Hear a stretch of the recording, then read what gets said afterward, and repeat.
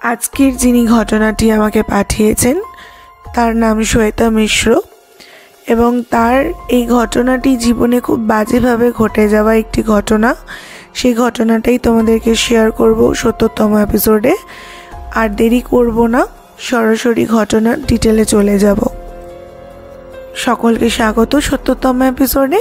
প্রথমেই বলে দিয়েছি আজকের ঘটনার ইন্ট্রোটা, এবং এই ঘটনাটি যার সঙ্গে ঘটেছে তার সঙ্গে আমার ডিরেক্ট ফোনে কথা হয়েছে এবং আমি সেই ঘটনাটা সত্যিই শুনে খুব ইন্সপায়ার হয়েছি তোমাদেরকে শোনাবো বলে। আর তোমরাও নতুন নতুন ঘটনা চাইছো, তো সেই ঘটনাটাই আমি তোমাদেরকে শোনাবো বলে এসেছি। আর এরকম ঘটনা তোমরা আরও বেশি করে পাঠাও, যাতে নতুন নতুন ঘটনা আমি তোমাদেরকে আরও বেশি করে শোনাতে পারি। আর বেশি করে লাইক, কমেন্ট, শেয়ার করে দিও। তাহলে আর দেরি করছি না, চলে যাচ্ছি সরাসরি ঘটনাটিতে। উনি আমাকে যেভাবে ঘটনাটি ফোনে শেয়ার করেছিলেন ঠিক তেমনভাবেই আমি ঘটনাটা তোমাদেরকে শেয়ার করছি। আশা করছি আমার সকল শ্রোতা বন্ধুদের খুবই পছন্দ হবে। আজ থেকে 1 বছর আগে আমার বিয়ে হয় এবং আমার বিয়েটা ভীষণ ধুমধাম করে হয়। আমিও খুব মজা করেছিলাম, কারণ নিজের প্রিয় মানুষটাকে যখন বিয়ে মানুষটা করে তো খুবই মজা হয়। প্রায় 10 বছর প্রেম করার পর আমাদের বিয়ে।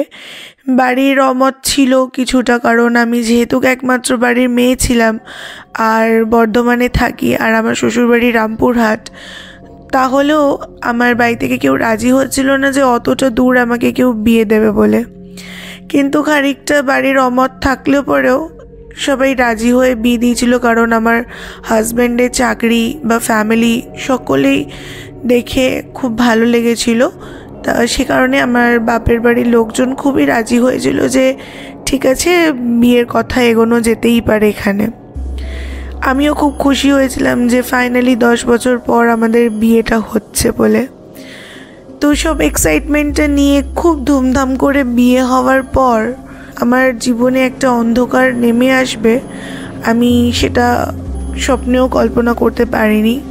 আর ওই কিছুটা দিন আমার জন্য জাস্ট একটা নাইটমেয়ার ছিল। এবার আসি আসল প্রসঙ্গে দিভাই। বিয়ের পর যখন ওখানে যাই তারাও ভীষণ খুশি, আমার শ্বশুরবাড়ির লোকজনেরা। আমি যখন নতুন বধূ বরণ করে পা রাখি বাড়িতে, সবাই খুব মজা পেয়েছিল, কারণ তারাও মনে প্রাণে চেয়েছিল যেন আমি তাদের বাড়ির লক্ষ্মী হয়ে যেতে পারি। তো যাই হোক, সেই 10টা বছর পর যখন ওই বাড়িতে যাই আমিও ভীষণ খুশি। সেই মানুষদের সঙ্গে এবার সারাটা জীবন কাটাতে হবে, এই নিয়ে 2 দিন খুব ভালোই কেটে যায় এবং আমার বৌভাতটাও খুব ভালোভাবে কেটে যায়। আগেই তোমাকে দিভাই একটা বাড়ির বর্ণনা দিয়ে রাখতে চাই, যাতে তোমার শ্রোতাদেরও বুঝতে সুবিধা হয়। আমার বাড়িটা দোতলা বাড়ি ছিল এবং ওপরে ছাদ ছিল। আর ঠিক বাড়ির পাশে একটা মাঠ ছিল, মাঠের সাইডেই একটা হসপিটাল ছিল। যেই হসপিটালটা আমার বাড়ির থেকে একদম সোজাসুজি তাকালেই দেখতে পাওয়া যেত। মানে আমার বেডরুমের যে জানলাটা ছিল সেটা থেকে একদম ডাইরেক্ট দেখা যেত যে হসপিটালে পেশেন্ট শুয়ে আছে বা নার্সরা, ডক্টররা ঢুকছে বেরোচ্ছে। তা যেমন গ্রামে ছোট ছোট যে হসপিটালগুলো সরকার থেকে করে দেয়, সেরকমই একটা হসপিটাল ওইরকম ছিল বাড়ির পাশেই। তারই মধ্যে ওই হাসি মজার মধ্যেই একটা খারাপ জিনিস ঘটে। যেহেতু অনেকটা ডিস্টেন্সে আমাদের বিয়ে হয়েছিল, ঠিকঠাক মতন ঘুম খাওয়া দাওয়া না হওয়ার কারণে আমার হাজব্যান্ডের বৌভাতের পরের দিন সকাল থেকেই খুবই শরীরটা খারাপ হয় এবং সে রীতিমতন ভমিটিং করে এবং কন্টিনিউ সে লুজ মোশন হয়ে যাওয়ার ফলে সে বাথরুম ঘর করে। তো দেখছিলাম যে ও আস্তে আস্তে নেতিয়ে পড়ছিল, কারণ শরীর থেকে তো সমস্ত জল বেরিয়ে যাচ্ছিল, কোনো রকমের শরীরেও জোর পাচ্ছিল না। তো তখন সব বাড়ির বড়রা মিলে ঠিক করলো যে না, ছেলেটাকে তো এরকমভাবে ফেলে রেখে দেওয়া যায় না। আর যেহেতু আমার হাজব্যান্ড সরকারি স্কুলের একটি শিক্ষক এবং তাকে স্কুলেও যেতে হবে, তারপরে বেশি দিন ছুটিও পাচ্ছে না, তো সেই কারণের জন্যই আর কি বাড়ির লোকেরা আর কোনো রকমের রিস্ক বা কোনো চান্স নেননি যে বাড়িতে রেখে আমার হাজব্যান্ডকে সুস্থ করবে। ওনারা ডিসাইড করে যে আমার বাড়ির পাশেই যে হসপিটালটা, সেখানে আমার হাজব্যান্ডকে অ্যাডমিট করবে। এবং আমিও কান্নায় ভেঙে পড়ি সেই সময়, কারণ নতুন বিয়ে হয়ে আসার পরের দিনকে এরকম একটা ঘটনা ঘটবে। আর একটা মনের মধ্যে আকার ছিল যে আমি বিয়ে করে এলাম তারপরেই এটা ঘটলো, গ্রামের লোকেরা নানান রকম কথা বলবে, তো এইসব মনের মধ্যেই খেলছিল জিনিসগুলো। কিন্তু বাড়ির বড়রা যখন ডিসাইড করেছে ওকে হসপিটালে ভর্তি করব, কোনো রকম যেতে চাইছিল না, বাট বুঝিয়ে সুঝিয়ে ওকে হসপিটালে অ্যাডমিট করা হলো। আমিও খুব কান্নাকাটি করছিলাম। আমার শাশুড়ি মা বললেন যে ঠিক আছে, কোনো অসুবিধা নেই, চলো তুমিও আমাদের সঙ্গে হসপিটালে চলো, দেখে আসবে ওকে ভিজিটিং আওয়ার্সে। তা আমি খুব একটা রাজি হইনি যে শুধু ভিজিটিং আওয়ার্সে ওকে দেখতে যাব বলে। যেহেতু বাড়ির পাশে, আমি ওখানেই বসেছিলাম সারাটা দিন হসপিটালে, আর ভিজিটিং আওয়ার্সে গিয়ে ওকে 2বার দেখে এসেছিলাম। তো সেখানেই আমি কাঁদছি যে ও এরকম কেন হলো। তা আমার মাথাতে তখন এতটাও সেন্স আসেনি যে এটা একটা ডিহাইড্রেশন হয়ে যাবার কারণে এটা একটা হয়েছে। তা যাই হোক, আমি ওকে সুস্থ করে নিয়ে বাড়ি ফিরি। তারপর আমার সঙ্গে একের পর এক নতুন নতুন নেগেটিভ জিনিস ঘটতে থাকে। ওকে তো বাড়িতে নিয়ে চলে এলাম, ও একটু সুস্থও হলো। আমার বাপের বাড়ি থেকে ফোন করে আমার শাশুড়িকে বলা হয়েছিল অষ্টমঙ্গলার জন্য। তা আমার শাশুড়ি বলল যে ঠিক আছে, আপনাদের জামাই তো সুস্থভাবেই বাড়ি ফিরে এসেছে, 2 দিন যাক, তারপরে আমি মেয়ে জামাইকে অষ্টমঙ্গলার জন্য পাঠিয়ে দেবো, আপনি চিন্তা করবেন না, আপনার মেয়ে মানেই তো আমার মেয়ে, ওর এখানে কোনো রকমের আমি অসুবিধা হতে দেবো না। তা যাই হোক, সেইটা তো গেল। এবং আমি যখনই ঘরেতে একা থাকতাম, চুল আঁচড়াচ্ছি, কিছু আসছি, আমার কানে না কোনো হুইসপারিং সাউন্ড আসতো, আমার সঙ্গে চল, আমার সঙ্গে চল।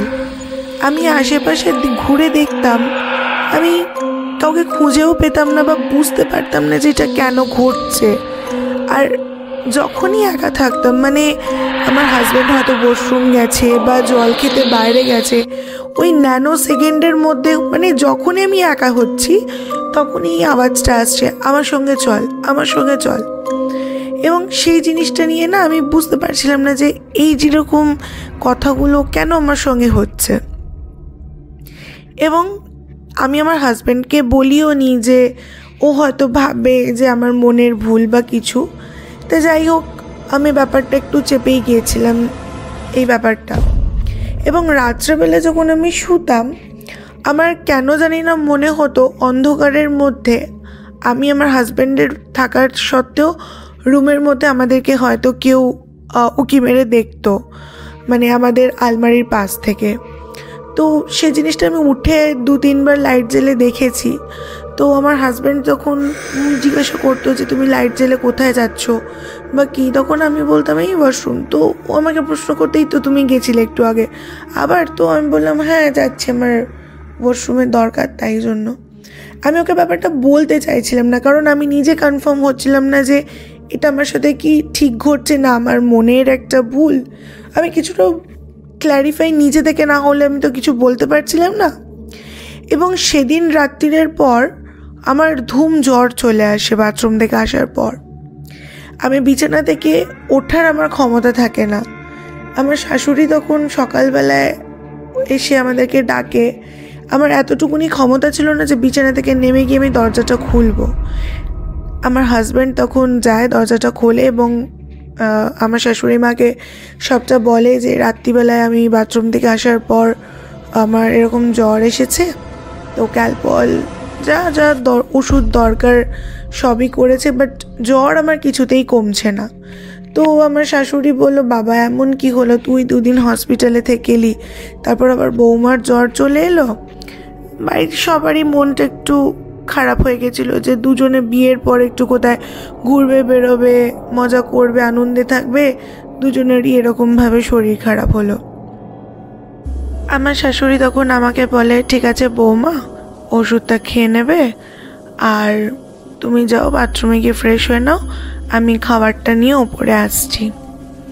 আমি জামা কাপড় নিয়ে যখন ওয়াশরুমে যাই ফ্রেশ হওয়ার জন্য, মুখে চোখে যখন জল দিয়ে আয়নার দিকে তাকিয়ে কানে একটা আওয়াজ আসে, চল আমার সাথে চল।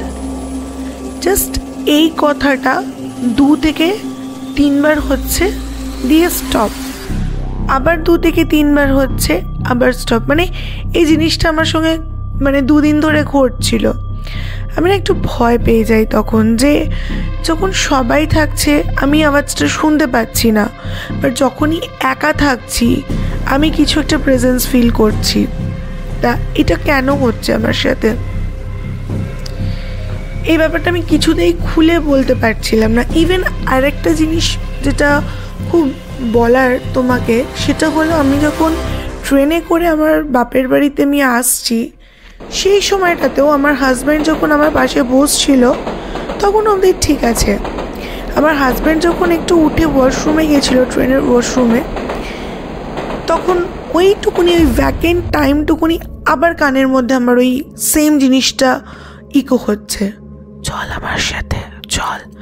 আমি আশেপাশে পুরো দেখছি যে এটা কি কেন হচ্ছে, এটা এরকম তো কোনোদিনও হওয়ার কথাই না, কিন্তু এটা কেন হচ্ছে। তো যাই হোক, এই জিনিসটা বাড়তে বাড়তে আমি যখন আমার বাপের বাড়িতে গিয়ে পৌঁছাই অষ্টমঙ্গলায়, সেই সময় তো আমার বাপের বাড়িতে এই জিনিসটা ঘটে।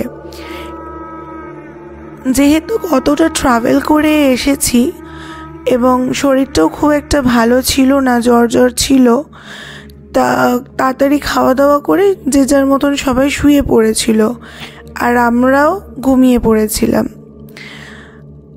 আমার মা মাঝে একবার এসেছিল ঘরে জিজ্ঞাসা করার জন্য যে আমার কিছু লাগবে কি না, গরম জল বা কিছু, তা মাথার কাছে রেখে দিয়ে মা শুতে চলে যায়।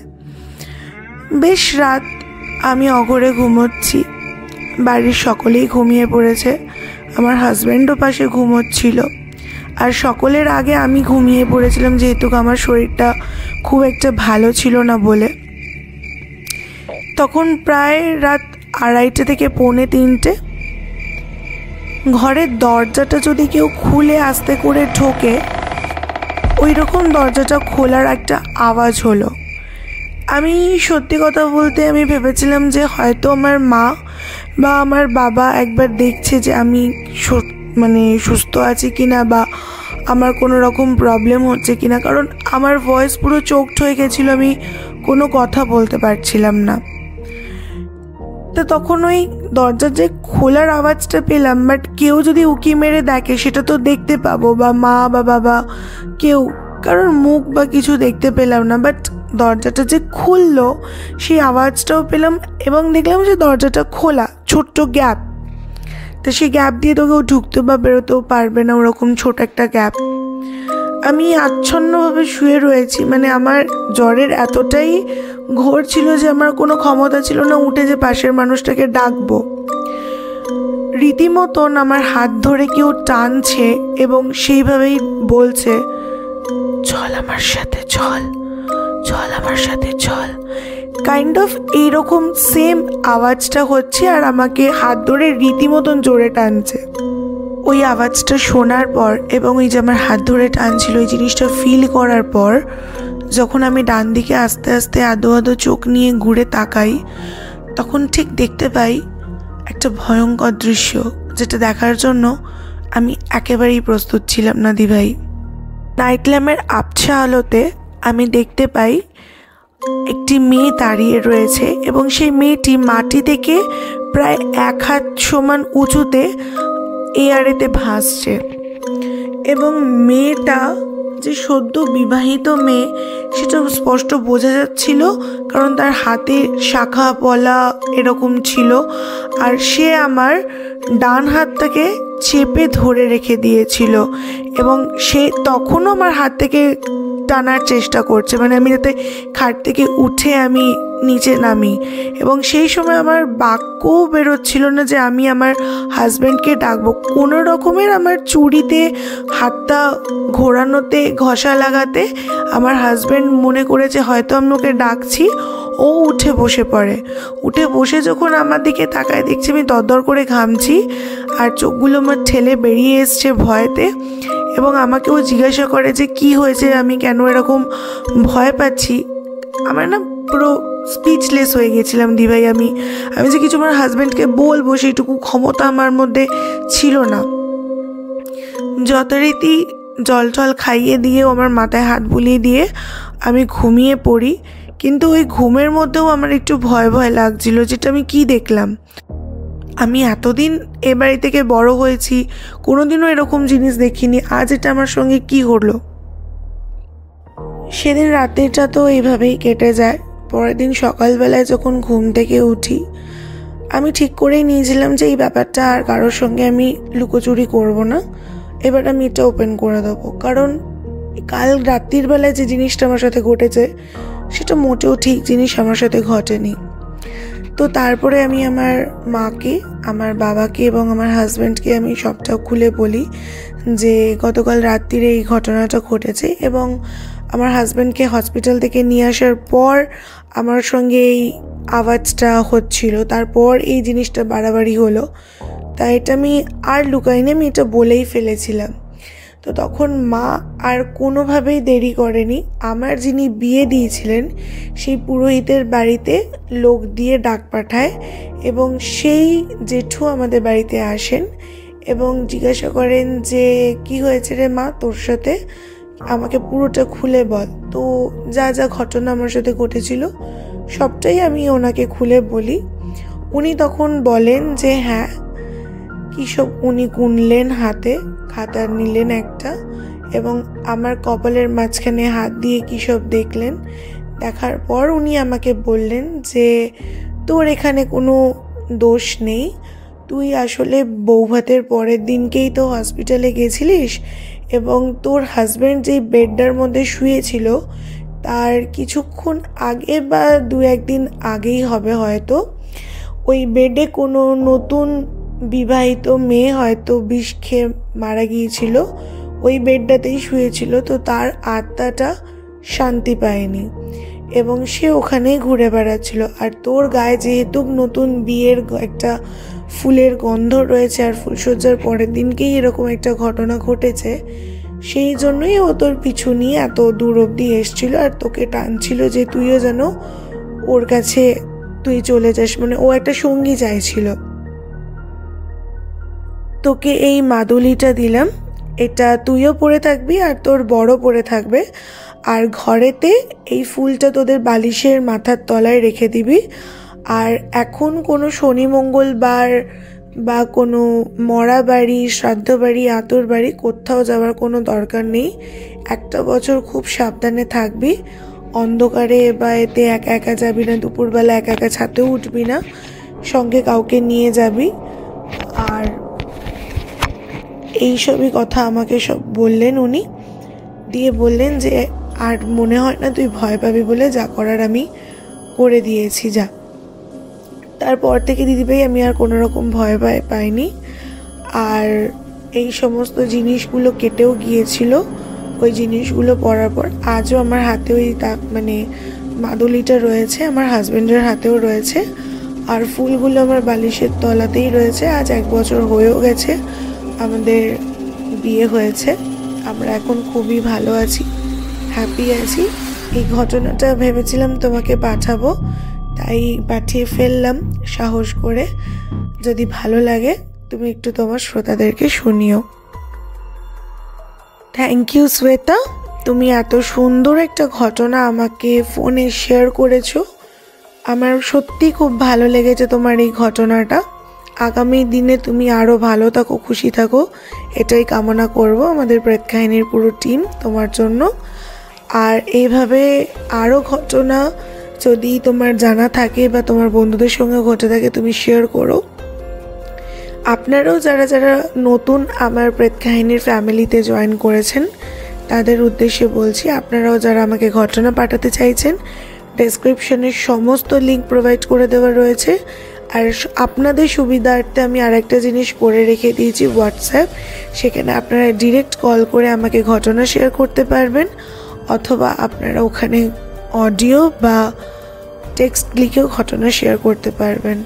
ডেসক্রিপশনে লিঙ্ক দেওয়া রয়েছে, নাম্বারটা আমি একবার রিপিট করে দিচ্ছি আমাদের হোয়াটসঅ্যাপ নাম্বার হচ্ছে 8100408986। আমাদের জিমেল আইডি হচ্ছে pretk266@gmail.com।